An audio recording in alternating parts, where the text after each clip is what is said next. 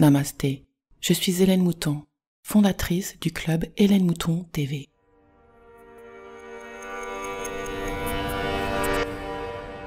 Bienvenue dans la 5e dimension avec le podcast et la newsletter Métamorphose 5D. Je suis Hélène Mouton, professeure de pleine conscience spécialisée dans la libération des émotions. Pour en savoir plus, des liens sont dans la description ou bien visitez helenemoutontv.com. Mais attention, Hélène s'écrit à l'américaine. E2LEN, MOUTON, TV.com. L'épisode d'aujourd'hui s'appelle « Pourquoi et comment tomber amoureux peut résoudre tous vos problèmes ?» Qui n'est jamais tombé amoureux? Vous savez, ce sentiment de vastitude, d'expansion, d'inclusion. La beauté du monde nous touche alors. Les oiseaux chantent, comme toujours, mais nous les entendons, comme pour la première fois. Et cette fois, nous le voyons le coucher du soleil. Sa beauté nous fait même fondre en larmes parfois. Nous nous sentons enivrés, énergiques. Nous rêvons tellement de cette personne dont nous sommes tombés amoureux que nous en oublions de manger pour une fois. Car nous n'en avons plus besoin de la nourriture pour nous sentir mieux, maintenant que nous avons l'amour dans nos vies. Nous ne nous souvenons plus de ce qui nous chiffonnait, ne serait-ce que la veille. Problème? Quel problème? Tout semble avoir disparu.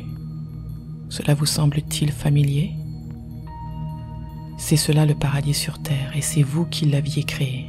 Comment avons-nous fait?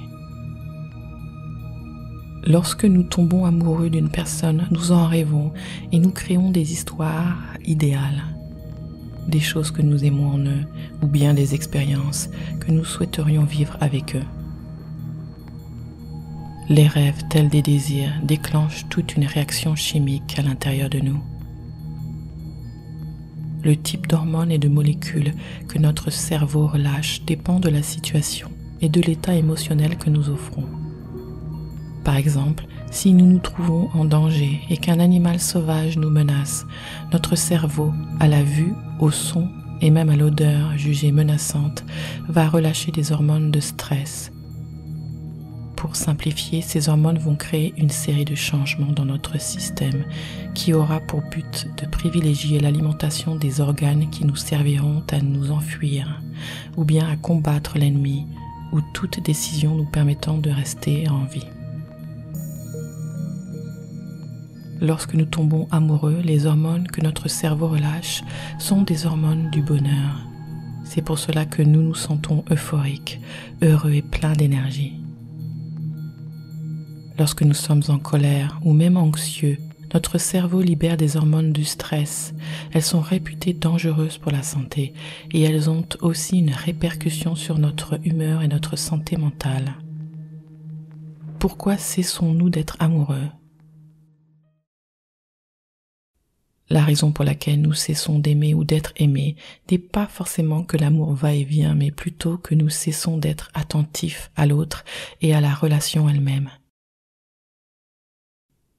Avant de rencontrer ce nouvel amour, nous menons une vie relativement classique, la plupart du temps, avec nos peines, nos souffrances, nos émotions, sentiments de solitude, d'ennui au travail ou bien à la maison, le manque d'argent, le manque de temps et toutes sortes de difficultés auxquelles nous sommes soumis. Quand nous sommes amoureux, nos problèmes ne partent pas. Ils sont automatiquement mis de côté, tout simplement parce que nous focalisons notre attention autre part. Nous sommes pris en otage par l'amour et rien d'autre ne compte. Par contre, quand la phase « lune de miel » entre guillemets, comme l'appelle le professeur Bruce Lipton, auteur de la biologie des croyances, est terminée, les difficultés que nous avions mises de côté reprennent le dessus. En effet, tôt ou tard, nous revenons sur Terre et reprenons notre vie normale. Nous vaquons à nos occupations habituelles et les problèmes nous rattrapent. Alors nous changeons aux yeux de l'autre, mais en réalité nous redevenons la personne que nous étions avant. C'est lorsque nous étions très amoureux que nous étions différents, car nous étions sous l'emprise des hormones du bonheur. Cette personne, c'était nous aussi, mais seulement une version améliorée, la meilleure en réalité. Malheureusement, redevenir nous-mêmes prête à confusion et suscite l'incompréhension et la souffrance de l'autre ainsi que la nôtre. Tôt ou tard, chacun revient à sa réalité. C'est comme se réveiller le lendemain d'une soirée bien arrosée. Nous ne nous souvenons pas très bien de ce qu'il s'est passé. Tout semble différent, confus, plus réel, entre guillemets, à notre grand désarroi. La fin, vous la connaissez sûrement. Afin de garder la flamme de l'amour intacte, nous aurions besoin d'être beaucoup plus présents et attentifs envers notre partenaire et envers la relation comme pour n'importe quel autre projet. Malheureusement, la plupart du temps, nous ne le faisons pas car nous ne savons pas comment appréhender un autre être humain. En effet, nous ne l'avons jamais appris et d'ailleurs beaucoup pensent que l'amour est une histoire de chance et non pas de travail. Nous créons cette chimie qu'est l'amour à l'intérieur de nous, et ceci peut être ressenti avec beaucoup de gens très différents, car ce ne sont pas les personnes que nous rencontrons, mais nous-mêmes qui créons cet état. Les problèmes que nous rencontrons sont dus à notre perception négative de la vie et non pas à quelqu'un qui nous rendrait malheureux. Nous semblons être en perpétuelle souffrance, nous sommes rarement satisfaits et nous ne profitons pas des petits plaisirs que le moment présent nous offre, car nous voulons toujours mieux que cet instant.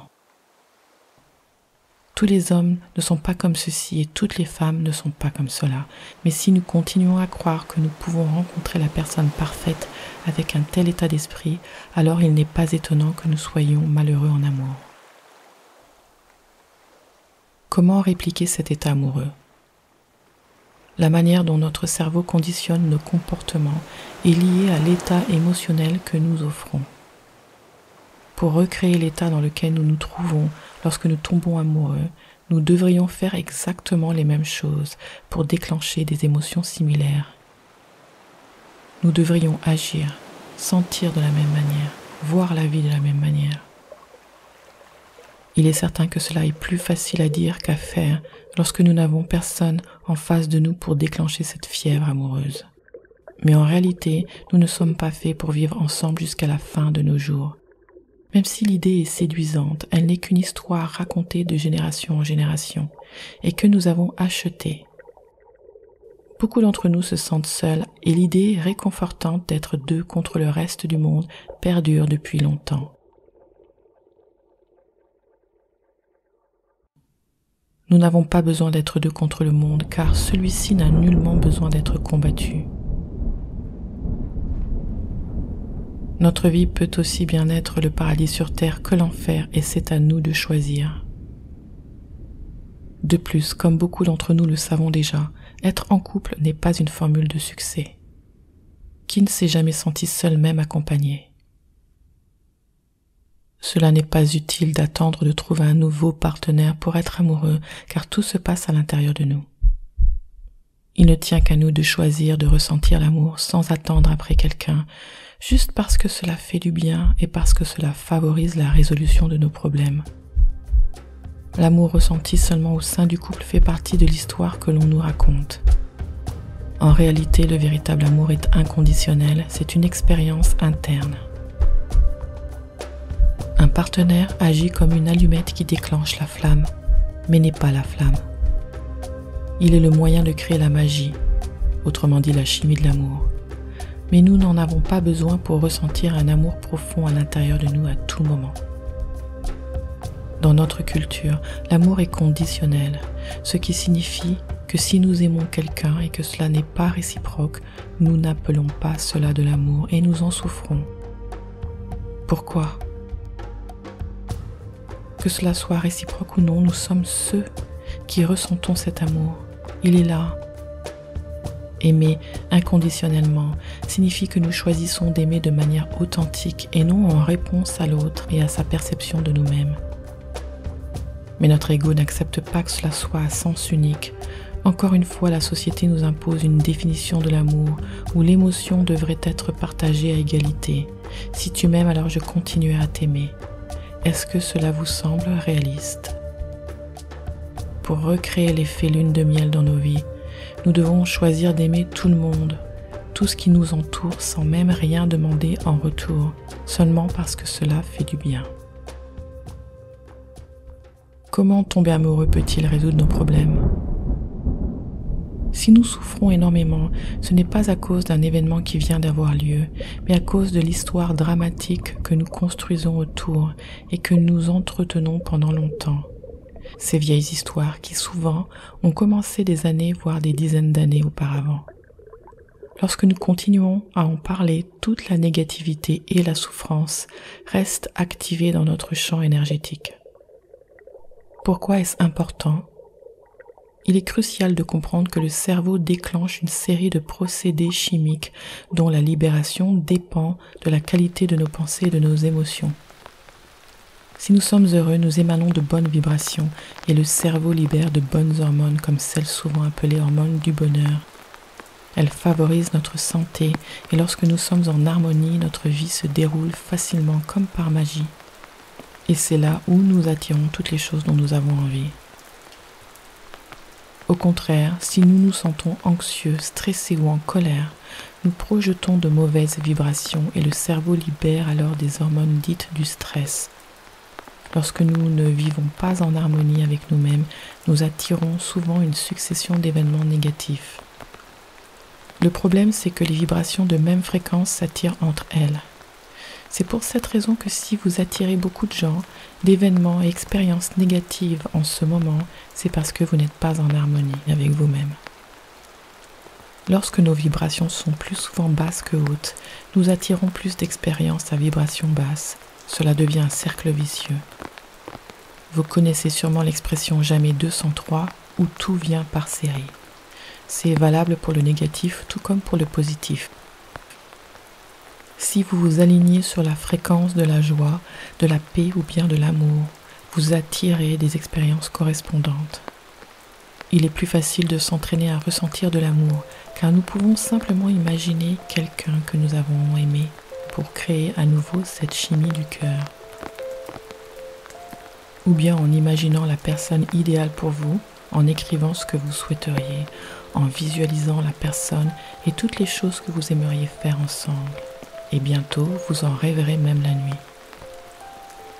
L'excitation ressentie à l'idée de rencontrer l'amour de sa vie est très efficace pour créer la chimie de l'amour. Elle soigne tous les maux.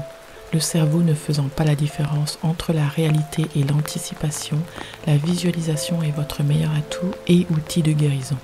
Votre cerveau libère alors des hormones et molécules correspondantes. Et si vous restez dans cet état suffisamment longtemps, alors préparez-vous à vous sentir en pleine forme comme quand vous tombez amoureux, mais aussi à manifester des occasions favorables dans tous les secteurs de votre vie.